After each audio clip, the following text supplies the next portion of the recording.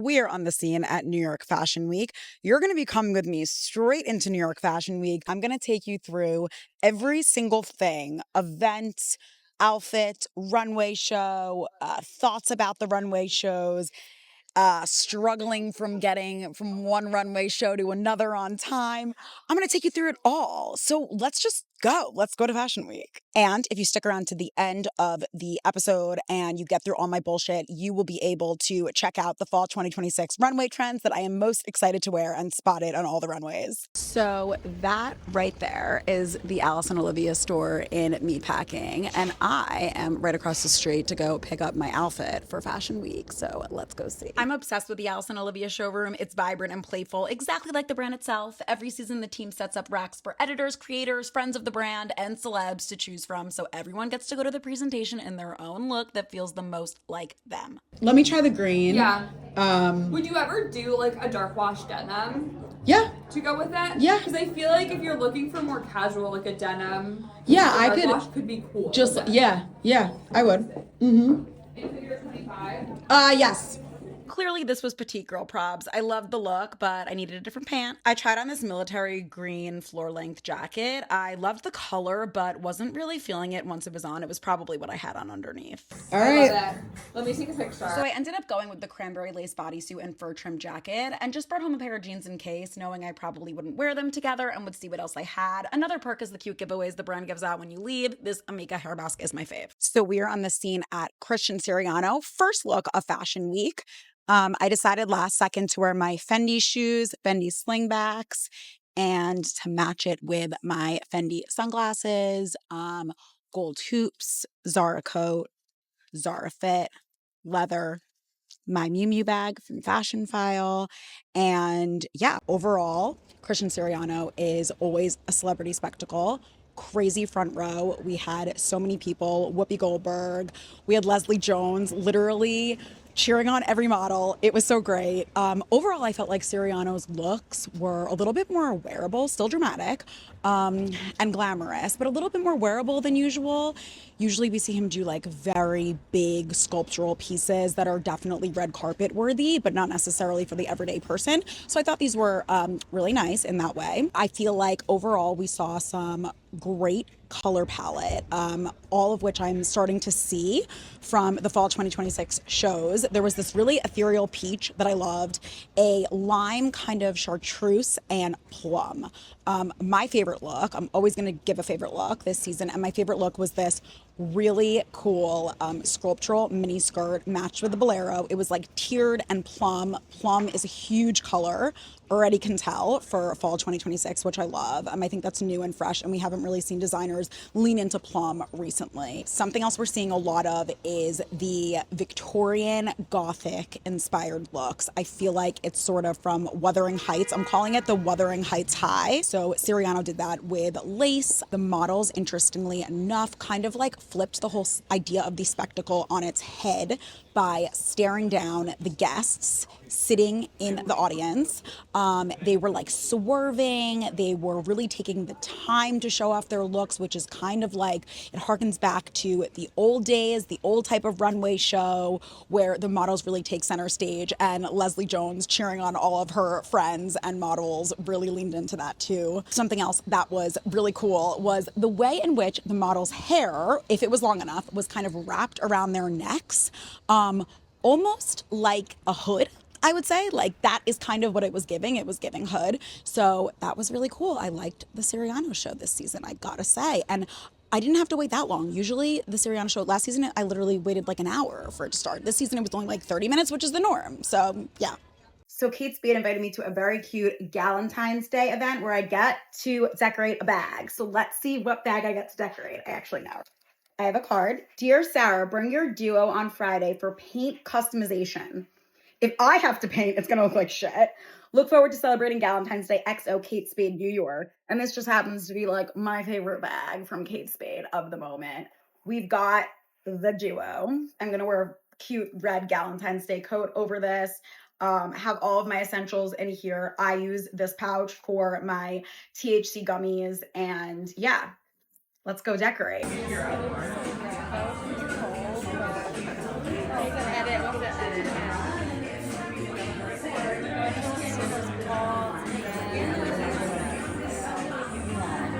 Okay, so we just got out of the Ulla Johnson show. Today I am wearing my long red Rebecca Taylor coat, Alice and Olivia jeans. These are the hot jean. I love them, with my La Rude white buckle pumps. I was gonna wear a striped button down under this, and then I got matcha on it last second. So I'm just wearing this asymmetrical top, my Jenny Bird gold chain necklace, also chain link pearl earrings to go with my white Kate Spade duo bag. And my makeup was done by Natty for Maybelline, who I love. She's doing my makeup tomorrow too. So as far as the show goes, I feel like the Ulla Johnson show, there's always this like bohemian spirit, but this season I feel like we got kind of like a sexier vibe. I really liked that. There were big oversized shearling coats paired with like lace little shorts, almost like lingerie, kind of like morning after vibes, long knee length socks. Okay, so the color story was incredible. We are still seeing that ethereal peach, this really pretty like seafoam blue. There were actually so many shades of blue and green going on. There were metallics. We're seeing a lot of metallic evening wear, kind of like bringing the flash back into evening wear. Instead of really speaking with the silhouette, speak volumes with like the metallic threading. The shoes were so cool. They were like tasseled pumps or really cool lace ups. And we're seeing the Wuthering Heights High. There were definitely Victorian elements, high sash necklines, tons of lace. If lace was big for spring 2026, it's bigger for fall 2026. I don't think there's a runway show without lace. Sometimes designers leave little gifts on your seat.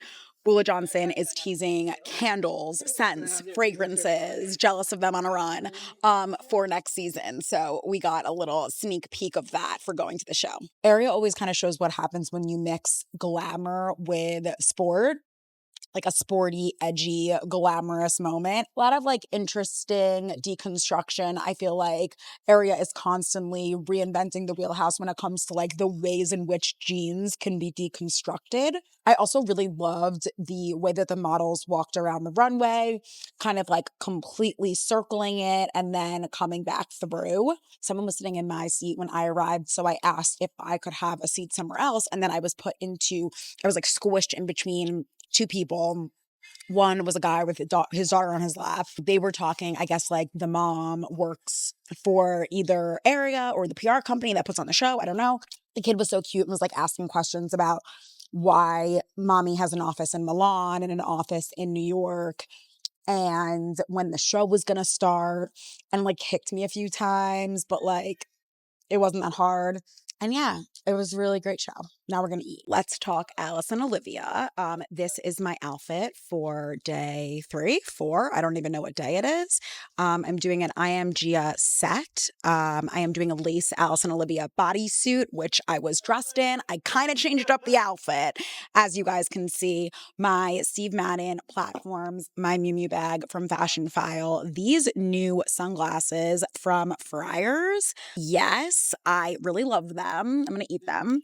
And my hoops from Masoma, my engagement ring. Alice and Olivia was kind of like an ode to storybook land. Really beautiful gowns, metallic in all the evening wear, just like we're seeing. But I also really appreciated that Stacey this season did some more simple looks. There was this one stunning dress with a white bow on the back, black and white. There was also a look that kind of mimicked what I'm wearing today, but it was like the dress version of this lace bodysuit. And my favorite look from Alice and Olivia was 100% this very heavy looking gold jacket, heavy beaded, crystallized design. Alice and Olivia is always a spectacle. There will always be celebrities there. There are always free drinks, free food too this season. And it is just like a party in Surrogate's Court, basically. Okay, so it is the final day of New York Fashion Week. I did an Abercrombie & Fitch inspired look.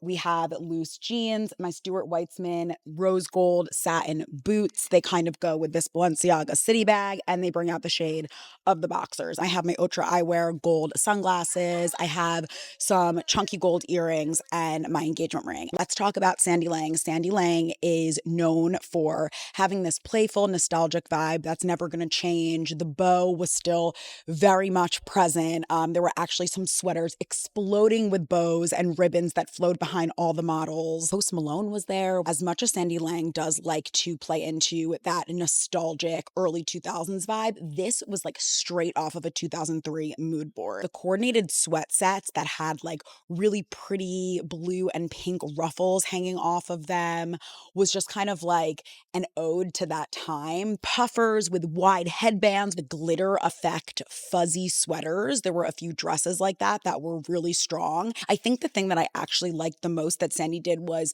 added a pop of color from the shoes, and I really liked her color palette. I think my favorite Sandy Liang look out of everything was actually the white bridal coat at the end. It was kind of like the Sandy girl all grown up and ready to get married. Like, if there was a Sandy Liang bride, I would be able to picture her wearing that exact frock. It was modest and feminine and all of the things I think of when I think of the brand. So maybe I'll buy it.